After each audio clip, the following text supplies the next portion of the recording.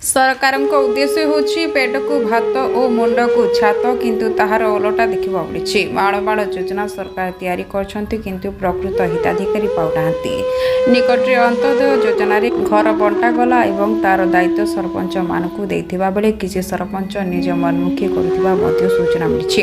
ଖପ୍ରାକଲ block ଅନ୍ତର୍ଗତ ମହରାପଦର କରାତୁଳି ଦୀପ ବୟସ 35-8 ବର୍ଷ ତଳେ ନିଜ ସ୍ୱାମୀ ତାଙ୍କୁ ଛାଡ଼ି କୁଆଡ଼େ ଚାଲିଗଲା। ମୁଣ୍ଡ ଉପରେ ଛାଡ଼ି ଦେଇଛି 3ଟି ଛୋଟ ଛୋଟ ଛୁଆର ବୋଝ।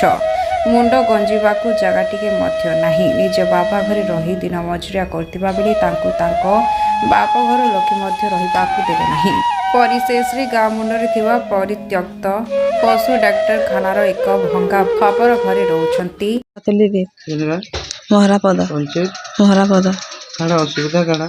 ଅସୁବିଧା ହେଲା ବେଲେ मोर स्वामी बेसी मधुआटाए बहुत पिटा मरा करूला। तापरे बेमार पड़ला पर हॉस्पिटल नेनी हॉस्पिटल फेरला के भल है छाड़ी देकी आमके पलाला पर मोर माँ बापर पाखे थी। तबने मोर माँ बापा यहाँ हो गलान 8 वर्ष। तापर मोर माँ बापा कहले कि तार छुआ पिला के छाड़ी दे बोलिकिना कहले। छुआ पिला के नहीं छाड़ी भी देथिनी, फिर भी से छुआ पिला के घर लोग खेदी देला पर जेकिना आनी पलानी।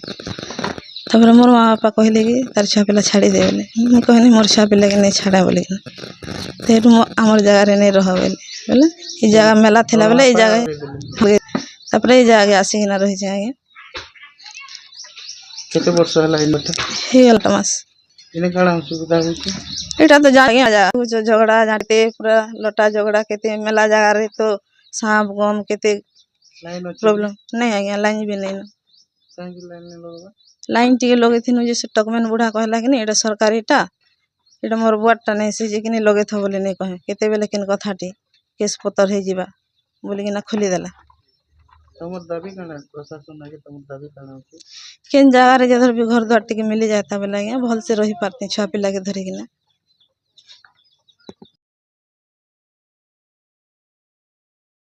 କରାତୁଳି ଓ ତାର 3ଟି ଛୁଆ ଉକ୍ତ ଭଙ୍ଗା କୋଠରୀରେ ଆଳୁଅ ନାହିଁ ଏବଂ କବାଟ ନାହିଁ, ଫଳରେ କପଡ଼ା ଘୋଡ଼େଇ ରହିବାକୁ ପଡ଼ୁଛି। କ'ଣ ବା କରିବ? ସରପଞ୍ଚଙ୍କ ଠାରୁ ନେଇକି ସରକାରୀ ବାବୁ ପର୍ଯ୍ୟନ୍ତ ଗୁହାରି କଲେ ମଧ୍ୟ କେହି କର୍ଣ୍ଣପାତ କରୁନାହାନ୍ତି। ଓଲଟା ତାଙ୍କୁ ଲାଞ୍ଚନା ଦେଇ ସେ ସରକାରୀ ପରିତ୍ୟକ୍ତ କୋଠରୀ ଛାଡ଼ିବାକୁ ଧମକ ଦେଉଛନ୍ତି। ଶେଷରେ ସରକାରୀ ଆବାସ ଯୋଜନାଟି ପାଇବା ପାଇଁ ଗଣମାଧ୍ୟମ ଜରିଆରେ ସରକାରଙ୍କୁ ଗୁହାରି କରିଛନ୍ତି।